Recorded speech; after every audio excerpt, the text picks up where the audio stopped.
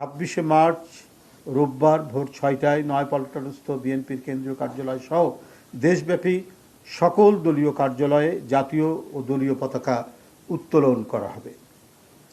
এছাড়াও আপনারা জানেন যে 26 মার্চ রবিবার ভোর 5টায় রাষ্ট্রপতি এবং প্রধানমন্ত্রী তাদের শ্রদ্ধা নিবেদন শেষে সেখানে দলের পক্ষ থেকে শ্রদ্ধা জানানো হবে। তাদের রাষ্ট্রপতি এবং প্রধানমন্ত্রীর শ্রদ্ধা নিবেদন শেষ করার পরে দলের পক্ষ থেকে জাতীয় স্মৃতিসৌধে সেখানে শ্রদ্ধা নিবেদন করা হবে এবং সেখান থেকে ফিরে এসে মহান স্বাধীনতার ঘোষক ও সাবেক রাষ্ট্রপতি শহীদ জিয়াউর রহমান বীর উত্তমের মাজারে এবং সাবেক প্রধানমন্ত্রী মরহুমা দেশনেত্রী বেগম খালেদা জিয়ার কবরে দলের জাতীয় নেতৃবৃন্দ ও সর্বস্তরের নেতাকর্মীরা পুষ্পস্তবক অর্পণ ও ফাতেহা পাঠ করবেন।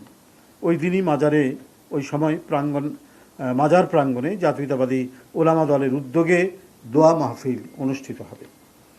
আগামী 25 মার্চ 2026 বুধবার বেলা 2:30টায় মহান স্বাধীনতা দিবস উপলক্ষে রমনাস্থ ইঞ্জিনিয়ার্স ইনস্টিটিউশন মিলনায়তনে বিএনপির উদ্যোগে আলোচনা সভা অনুষ্ঠিত হবে।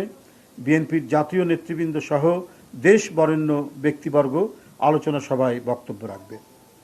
ইতিমধ্যে মহান স্বাধীনতা ও জাতীয় দিবস উপলক্ষে পোস্টার প্রকাশ করা হয়েছে এবং ক্রয়পত্র প্রকাশ করা হবে। একইভাবে সারা দেশের জেলা, মহানগর, উপজেলা, পৌরসহ সকল ইউনিট মহান স্বাধীনতা ও জাতীয় দিবস উপলক্ষে আলোচনা সভা ও অন্যান্য কর্মসূচির আয়োজন করবে। অঙ্গ ও সহযোগী সংগঠনসমূহ নিজ নিজ উদ্যোগে কর্মসূচি প্রণয়ন ও বাস্তবায়ন করবে।